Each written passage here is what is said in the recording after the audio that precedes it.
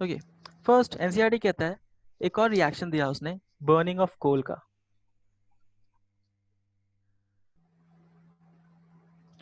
Reaction आपको पता है, C solid plus O2 gas gives us CO2 and that's again in gas। ठीक है, दूसरा रिएक्शन उसने बोला कि एक और रिएक्शन बताइए, बहुत सिंपल से रिएक्शन है, formation of water.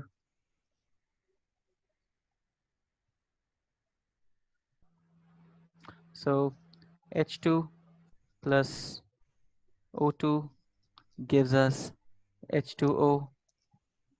Any doubts in this point? So क्या इक्वेशन बैलेंस है? No, this equation balanced। ऊपर वाली इक्वेशन बैलेंस थी या फिर दूसरा रिएक्शन एनसीईआरटी कहता है कि ये उसका रिएक्शन है। तीसरा रिएक्शन आ रहा है, देखिए जब भी आपको मैं बता दूं कि जो भी आपके कुछ गैसेस होती हैं, वो गैसेस जब बर्न होती हैं, और जब भी कोई चीज बर्न होती है उसको उसके लिए जरूरत होती है ऑक्सीजन की।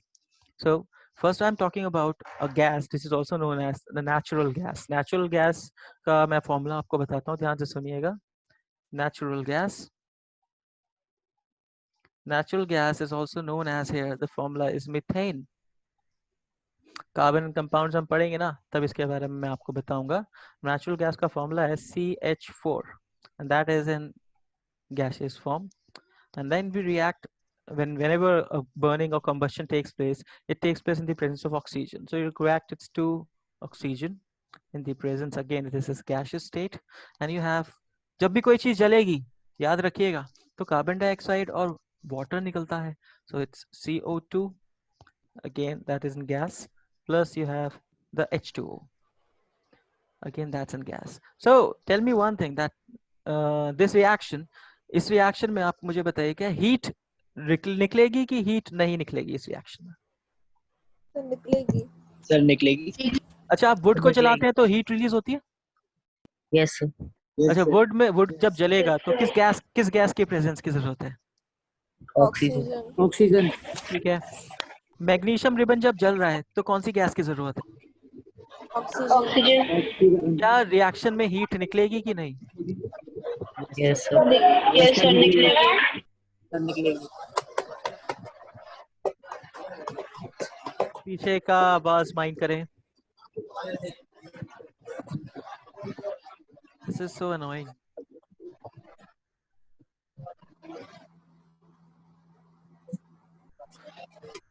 प्लीज अपना माइक ऑफ करें, लॉट्स ऑफ वॉइसेस। ओके, सो याद रखिए वो रिएक्शंस जिसमें हीट रिलीज होती है, ऐसे रिएक्शन को एक्सो मींस निकलना, thermic means heat. You getting what I am saying? मैं इसके बारे में आपको और डिटेल में बताऊंगा, अभी मैं आपको जस्ट इंट्रोड्यूस कर रहा हूं कि exothermic reaction. So exothermic reactions क्या होते हैं? Exo means release,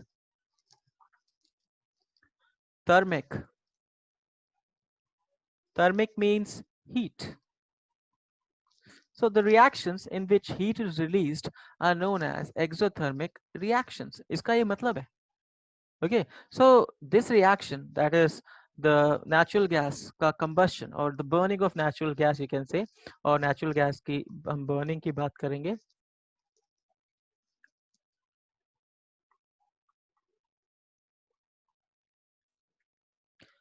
It's a exothermic reaction।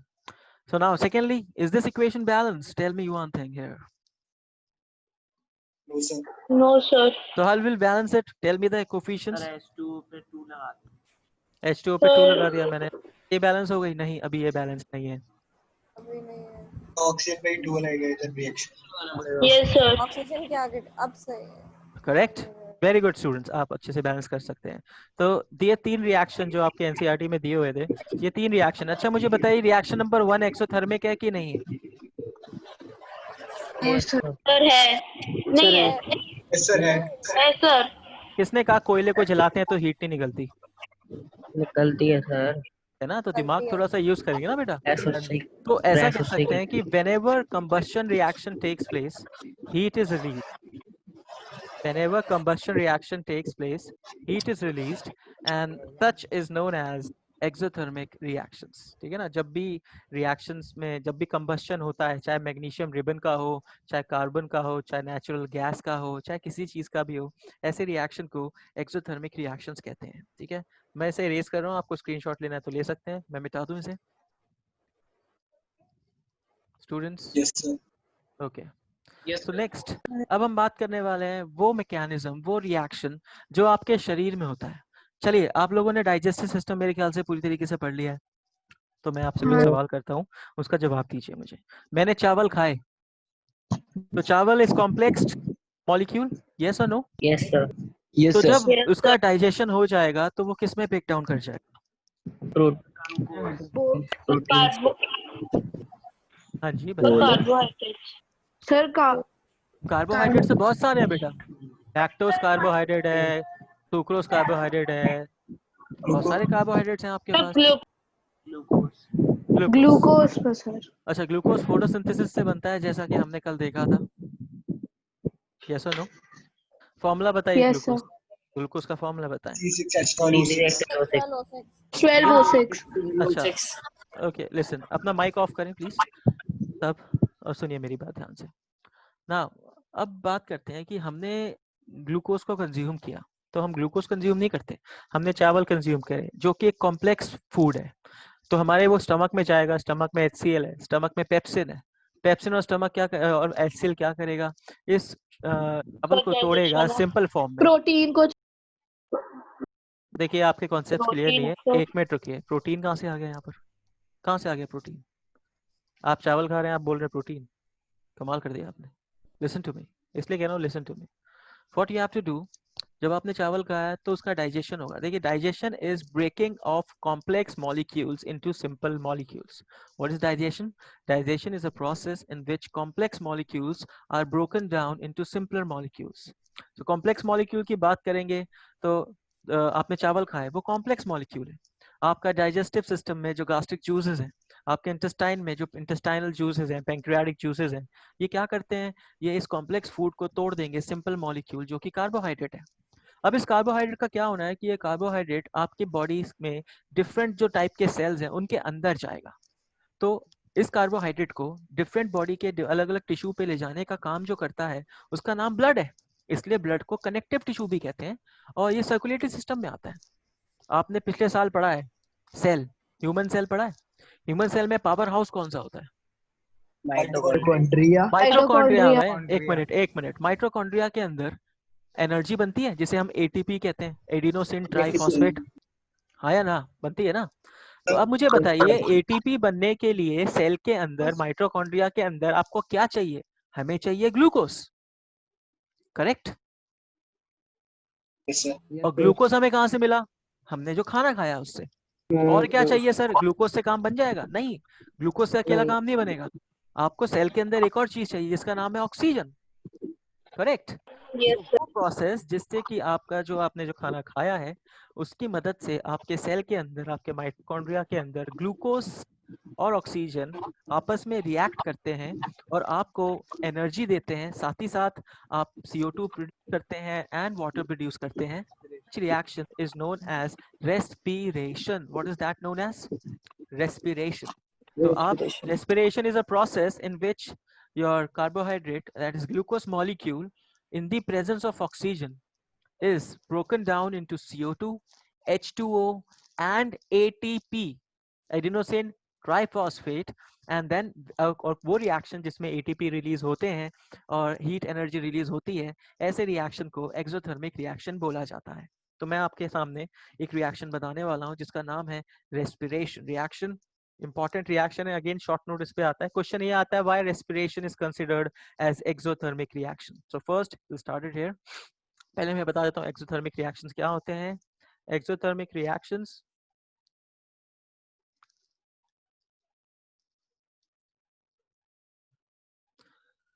these are those reactions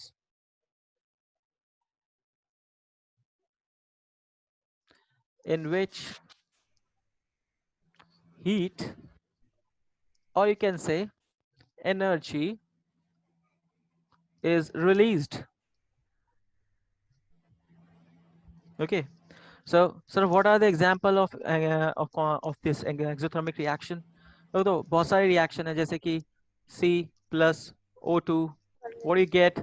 CO2. Correct. CO2. It is an exothermic reaction. Formation of water. Formation of water exothermic से ज्यादा specifically हम बात करेंगे. Formation of water exothermic हम इतना ज्यादा consider नहीं करते हैं, बट हम कंसिडर करेंगे burning of this CH4, the natural gas. Natural gas. So what do you get? You get CO2 plus H2O H2O. plus you get heat. है ना? So third one, the respiratory reaction, respiration. So what is respiration reaction? So respiration reaction, it is a type of reaction. It is a reaction which takes place. कहाँ पे होता है मुझे बताइए. Respiratory system. Respiratory system में होता है. शाबाश बेटा, शाबाश. आपके लंग्स में ये रिएक्शन हो रहा होगा, है ना? सोच के बोलिए. एन कहाँ पर होता है? माइटोकॉन्ड्रिया. सेल के अंदर होता है बेटा. किसके अंदर होता है? सेल के अंदर होता है.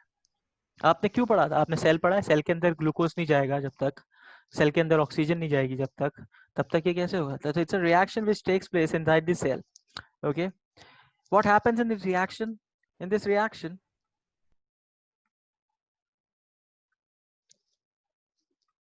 glucose reacts with oxygen to give CO2, carbon dioxide, comma, water vapors. इन्हें water vapor बोलेंगे, ठीक है ना? And आपको पता है कितने ATP निकलते हैं? मैं आपको बता देता हूँ, नंबर बता देता हूँ. 38. 8 ATP. 38. 38. And ATP is the energy currency. सुना होगा आपने? Yes sir. Of cell. और एनर्जी बोल दिया ना. एनर्जी मतलब हीट. मैंने यहाँ लिखा था हीट और एनर्जी जब भी रिएक्शन में रिलीज होती है, ऐसे रिएक्शन को हम क्या कहते हैं? Exothermic reaction. So respiration is an exothermic reaction because energy is released in the form of adenosine triphosphate.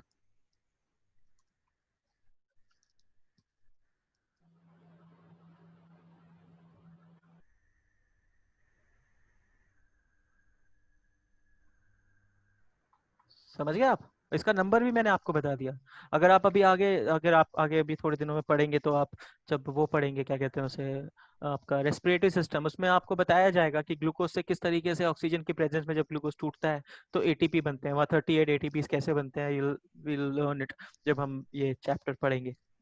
So respiratory reaction or respiration reaction which takes place inside a cell, inside a body, is an exothermic reaction because heat is released in the form of ATP, and it is the reaction in which glucose molecule reacts with oxygen molecules to give carbon dioxide and water vapours and energy. तो ये जब चीज है, ये cell के अंदर अगर इसे होना है तो सेल के अंदर ग्लूकोज को भी पहुंचना है और सेल के अंदर ऑक्सीजन को भी पहुंचना है. हाँ या ना? Yes, sir. तो Yes, सेल के, अब आप खाना खा रहे हैं मुंह से, वो गया पेट में, पेट से गया इंटेस्टाइन में, इंटेस्टाइन से क्या होगा? अब इंटेस्टाइन में तो वो चावल टूट के ग्लूकोज में बदल गए हैं. अब इस इंटेस्टाइन से क्या होगा? इन ग्लूकोज का एब्जॉर्प्शन होगा, और ये एब्जॉर्ब होके, ध्यान से सुनिएगा, ग्लूकोज आपके इंटेस्टाइन से एब्जॉर्ब होके ब्लड में आएगा. अब आपके ब्लड में जब ग्लूकोज है तो ब्लड आपकी पूरी बॉडी में सर्कुलेट कर रहा है कि नहीं कर रहा? फॉर एग्जाम्पल, तो वो जो ग्लूकोज है वो ब्लड के थ्रू आपकी मसल्स में पहुंचेगा. मसल्स में पहुंचने के बाद वो आपके सेल के अंदर जाएगा. दूसरी बात, आप जब सांस लेते हैं तो यू इनहेल ऑक्सीजन, जो कि लंग्स में जाएगा, लंग्स में फिर ऑक्सीजन जाता है, फिर वो ब्लड में जाएगा, फिर ऑक्सीजन ब्लड के थ्रू फिर वापस उस सेल में पहुंचेगा. तो ग्लूकोज भी पहुंच गया, ऑक्सीजन भी पहुंच गया, और जब दोनों रिएक्टेंट हैं तो अब इन दोनों रिएक्टेंट में रिएक्शन होगा और प्रोडक्ट बनेगा. ये इसका स्क्रीनशॉट लीजिए, फिर मैं आपको रिएक्शन दिखाता हूं. करूं मैं reaction start? Yes, sir. Okay, Yes, sir. Let's start the reaction. मैं आपको बता दूं कि फोटोसिंथेसिस का उल्टा जो है वो रेस्पिरेशन है. तो आपको इक्वेशन याद नहीं करनी, इक्वेशन जो है आपको याद नहीं करनी है. आप मुझे एक बात बताइए ध्यान से, फोटोसिंथेसिस के वक्त एनर्जी एब्जॉर्ब हुई थी, हाँ या ना? हाँ सर। हुई थी। हुई थी। ड्यूरिंग फोटोसिंथेसिस, ध्यान से सुनिएगा,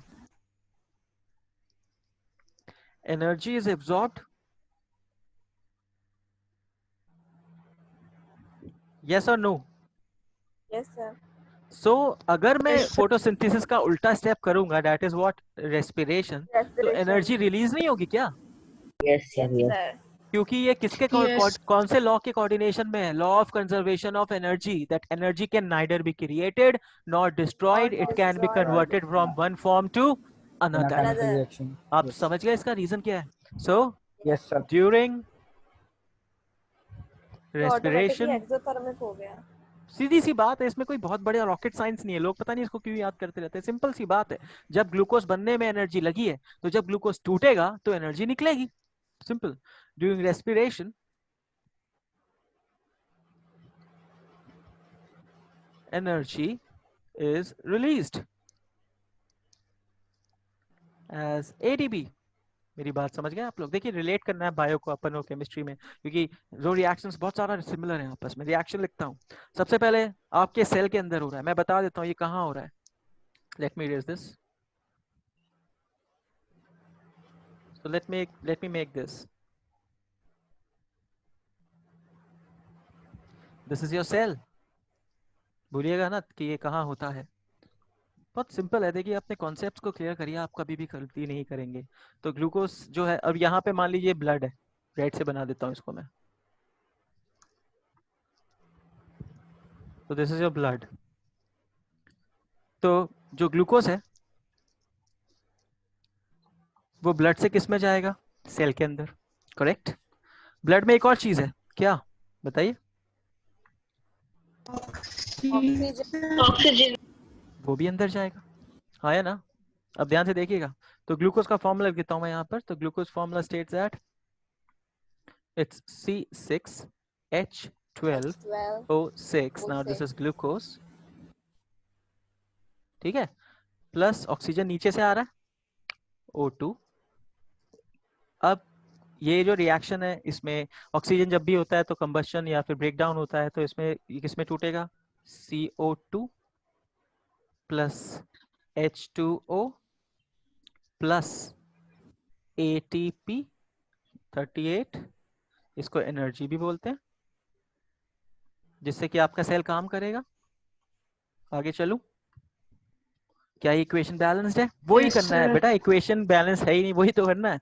6 लगाइए, 6 लगाइए, और यहाँ पे भी 6 लगा दीजिए। क्या आप ध्यान से देख सकते हैं? ये वही इक्वेशन, ये जो इक्वेशन है, जस्ट अपोजिट है किसके इक्वेशन के? फोटोसिंथेसिस के। Photosynthesis. फोटोसिंथेसिस के। तो आपको याद क्यों करनी है? बच्चे समझ नहीं आता, इसे याद करते रहते हैं। Don't need to learn. आपको अगर फोटोसिंथेसिस की इक्वेशन याद है तो उसको उल्टा करके लिख देना है आपने बस, ठीक है ना? तो ये लिक्विड फॉर्म में रहेगा, कार्बन डाइऑक्साइड आपका एक्वस फॉर्म में रहेगा, Gaseous था। है ना? और ये O2 भी आपके एक्वस फॉर्म में रहेगा, मैंने लिख दिया है। और ग्लूकोज भी आपका एक्वस फॉर्म में रहेगा। अच्छा, ये जो CO2 बना है, ये जो CO2 बना है और ये जो H2O बना है, ये सेल के अंदर ही रहेगा कि बाहर निकल जाएगा? बाहर निकल जाएगा। ये किस में आया? ब्लड में आया वापस, ये भी आया ब्लड में, और फिर ये आपके रेस्पिरेटरी लंग्स से आउटसाइड दी बॉडी चला जाएगा। आया ना? तो आप अभी इनहेल कर रहे हैं, आप एक काम करिए, अपनी नाक के आगे हाथ रखिए और उसके बाद आप एक्सहेल करिए। क्या आपको गर्म फील होता है? Yes, sir. ये आपकी बॉडी में जो रिएक्शन ये हो रहा है रेस्पिरेशन का, that is exothermic, simple. So during photosynthesis energy is absorbed, so during respiration as is released in form of ATP। तो अगर आपसे कोई पूछे कि रेस्पिरेशन का रिएक्शन लिख के दिखाइए, तो आप एक सेल बनाइएगा, सेल के अंदर होता है, और सेल के अंदर किस जगह पे रिएक्शन होगा? ये माइटोकॉन्ड्रिया में होगा। माइटोकॉन्ड्रिया। वैसे इसके और भी फर्दर स्टेप्स होते हैं, पर मैं अभी आपको एक जर्नल फॉर्म में बता दे रहा हूँ। जब रेस्पिरेशन पढ़ाऊंगा तब मैं आपको बताऊंगा कि ये कैसे स्टेप वाइज अलग अलग स्टेजेस में होंगे। सो कोई कहता है कि व्हाट इज रेस्पिरेशन, तो रेस्पिरेशन इज एक्सोथर्मिक रिएक्शन। तो अगर आपसे कोई पूछे एक्सोथर्मिक रिएक्शन का एग्जांपल बताओ, आपने सीधा सा बोलना है sir all combustion reaction. All combustion reaction, combustion means burning. जब भी आप किसी चीज को ऑक्सीजन की प्रेजेंस में या ऑक्सीजन से रिएक्ट करते हैं तो वो बर्निंग कहते हैं उसे, या कंबस्शन कहते हैं। Combustion of coal, combustion of petroleum, combustion of wood, combustion of magnesium, combustion of glucose, ये सारे रिएक्शन एक्सोथर्मिक होंगे ना, क्योंकि इसमें क्या रिलीज होगी? Energy. Heat. Energy, you take the word energy, heat is a form of energy, not problem, है ना। तो व्हाट इज एक्सोथर्मिक रिएक्शन, आपको समझ आ गया, ठीक है ना। उसके बाद हम बात करेंगे कि और कोई एग्जांपल, तो आप मुझे अब क्या करेंगे, आप मुझे बता करके बताएंगे कोई भी 5 या 6 एग्जांपल एक्सोथर्मिक के। मैं ग्रुप पे आपका वेट करूंगा, आप मुझे एग्जांपल लिख के बताएंगे। तो अगर कॉम्बिनेशन रिएक्शंस आप, मैं ये मिटा दूं बेटा। Sweating. स्वेटिंग एक तरीका है, देखिए स्वेटिंग क्या है, हमारी बॉडी का एक तरीका है जिससे कि वो हीट लूज करती है ना। इसमें कोई रिएक्शन नहीं हो रहा, इसमें सिर्फ आपकी बॉडी से हीट लूज हो रही है। हीट लूज होगी तो आप स्वेट करेंगे, और जब वो स्वेट इवेपोरेट करता है तो आपको कूलिंग होती है, जो आपने पढ़ा है 9th क्लास में भी, ठीक है ना। Yes, चलिए sir. Come back to this over again. आपने इसको लिख लिया, मैं मिटा दूं इसको। Yes, sir. तो अगर कोई पूछे रेस्पिरेशन एक्सोथर्मिक रिएक्शन है, यस सर एक्सोथर्मिक रिएक्शन है। Why? Because heat is released in the form of ATP. तो आप रिएक्शन करके दिखा देंगे। ब्लड और ग्लूकोज सेल के अंदर आता है, उसे कौन लेके आता है? ग्लूकोज आया डाइजेस्टिव सिस्टम से आपके। हर चीज आपको क्लियर होनी चाहिए,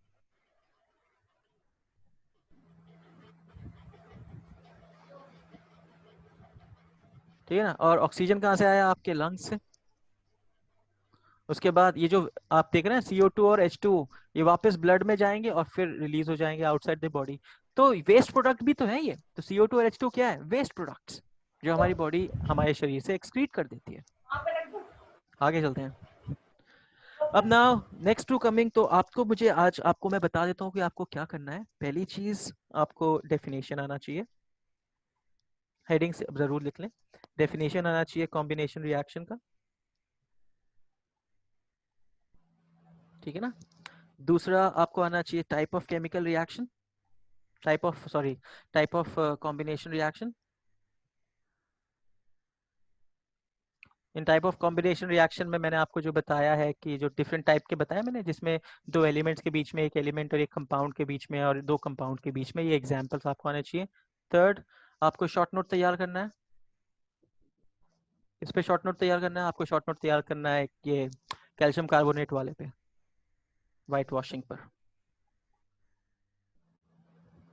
ये बात समझ रहे हैं?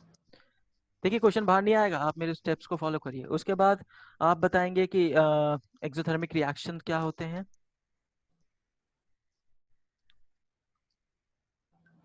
ठीक है। और उसके बाद आप एक्सोथर्मिक रिएक्शन के, मैंने आपको बोला ये आपकी सेल्फी है, मतलब होमवर्क है आपका। आप मुझे एग्जाम्पल बता करके बताएंगे 5 एग्जाम्पल्स। अच्छा, एग्जाम्पल अच्छे वाले यूज करना, जैसे ये जो मैंने आपको बता दिए उनके अलावा कोई और Nuclear fission. कोई और रिएक्शंस जो अच्छे हैं, जिसमें इक्वेशन हो, वो वाले रिएक्शंस आप बताएंगे। तो सेल्फ आपको 5 एग्जाम्पल्स मुझे भेजने हैं ग्रुप पर, अगर आप जैसे लिख लेते हैं, ठीक है ना, of exothermic reaction. Fifth, why question आपको तैयार करना है। Why respiration is considered as exothermic reaction, correct. और जो मैंने आपको आज जो मैंने लिखा है तो वो अपने नोट्स कॉपी में लिख लीजिएगा। ये 5 चीज़ें आपको कंप्लीट करनी है ना। और जिस तरीके से आप मतलब जो होमवर्क कर रहे हैं, दैट्स वेरी अप्रिशिएबल। मुझे अच्छा लगा, आप लोग अपने स्टडीज़ के लिए काफ़ी सीरियस हैं। देखिए मैं एक बार बताऊं स्टूडेंट्स, हमें नहीं पता कि ये लॉकडाउन कब खुलेगा, बट हम लोगों को जो हमारी क्लासेस लग रही है उसको सीरियसली लेना है, और कोशिश करना है कि जिस वक्त हमें जो सिखाया जा रहा है हम उसी वक्त उसे लर्न कर लें। ऐसा क्या होगा कि आज के 1 महीने बाद या 15 दिन बाद, व्हाटएवर जो भी हो, कोई नहीं बता सकता कि लॉकडाउन खुलेगा या नहीं खुलेगा, क्योंकि ये बीमारी बहुत ज़्यादा इन्फ्लुएंस कर रही है ना। सो आप अगर उसे जल्दी लर्न कर लेंगे तो आगे आप लोगों को प्रॉब्लम नहीं आएगा। अगर आप ये सोच के बैठे हैं कि अभी स्कूल खुलेंगे, फिर हम स्कूल जाएंगे, फिर हम वहाँ पे पढ़ना शुरू करेंगे, nobody would be going for that. School वाले कह देंगे आपसे कि हमने तो पढ़ा दिया, आप तैयार करो, उनको कोई फर्क नहीं पड़ेगा। मुझे मुझे चिंता होती है कि अगर आपको जो मैंने टॉपिक पढ़ा दिया है वो आपका टॉपिक आपके माइंड में क्लियर होना चाहिए, ठीक है ना। बी स्मार्ट, यही तरीका होता है। बहुत से स्टूडेंट्स ऑनलाइन ही पढ़ते हैं और ऑनलाइन पढ़ के ही रैंक लगाते हैं, so it's not a big deal, है ना। तो आप दोनों तरीके से आपको आना चाहिए। Be honest, be serious about your studies, क्योंकि बोर्ड्स हैं आपके, ठीक है ना। ये बोर्ड्स की प्रिपरेशन बहुत ज़रूरी है। जो टेक्निक्स मैं आपको बताता हूँ, टेक्निक्स को याद रखें, उन्हें भूले ना। जो मैं आपको लिखता व्हाइट बोर्ड पे जो मैं लिखता हूँ उसको ध्यान रखें, उनको आप टैली करें, बार बार रिवाइज करें। कोई भी आपको डाउट होता है ग्रुप में मुझसे पूछें, एनीथिंग यू हैव, है ना। और कोशिश करिए stick to the topic. First make your basic clear. जब आपका बेसिक क्लियर हो जाएगा ना, कोई भी रिएक्शन हो, कोई भी रिएक्शन आप कर सकेंगे।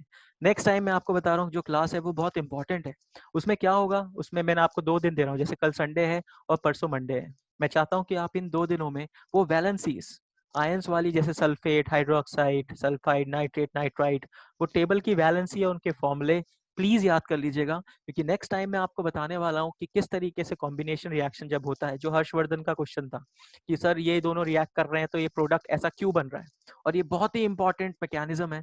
इसका मैं आपको एक ट्रिक समझाऊंगा कि किस तरीके से हम इसको याद कर सकते हैं, बट वो ट्रिक आपको तभी समझ आएगी जब आप थॉरो होंगे, ठीक है ना। आप क्या करिएगा, वो एक पेज पे लिख लीजिएगा उनको। जब क्लास शुरू होगी तो वो पेज अपने सामने रखिएगा। जैसे मैं आपको बताता जाऊंगा तो आप वहां से देख के टैली भी कर सकते हैं, and then easily go for the reactions. Any doubts, tell me. So when any reaction happen in the year, so for year what we should write, which elements should be written? Sorry, मैं clear नहीं आई आपकी आवाज, क्या कह रहे हैं आप? थोड़ा माइक सर दूर जब रखें। ईयर होता है, सर रिएक्शन ईयर में होती है, तो सर ईयर के लिए कौन सा मतलब हवा एलिमेंट में, यूज करना चाहिए? हवा में क्या है बेटा, सबसे ज्यादा हवा में क्या है? एक काम करो, हवा में आप कैंडल को माचिस से जलाओ, हवा में जलेगी ना वो। और उस कैंडल के ऊपर अगर आप ग्लास रख दो तो वो बुझ जाएगी ना। तो हवा में जो चीज हेल्प हो, जो oxygen in air, you should remember, in air oxygen is the gas which supports burning. In air oxygen is a gas which supports flammable burning. Gas. So whenever you say that some reaction is taking place in the presence of air, you need to take oxygen with that, okay, है ना। तो अब आप page number 6 और page number 7 NCERT का पढ़ लेंगे। आज आपको उसको रीड भी करना है, मैं यहाँ लिखना भूल गया, छठा पॉइंट, रीड एनसीईआरटी पेज 6 और पेज जो भी पेज होगा कॉम्बिनेशन रिएक्शन का, पेज 6, 7, ये भी रीड कर लेंगे। आप रीड करेंगे तो आप देखेंगे हम लोग ये पेज कवर कर चुके हैं, ठीक है। Please don't miss the next class, please go for the this valencies. We meet on Tuesday. Thank you so much. Take care. Bye, sir. Bye, sir. Bye dear.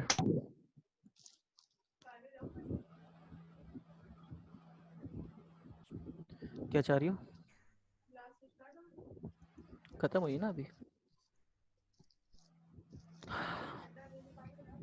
नींबू नहीं पी रहा मैं। Bye, sir. Bye dear, take care.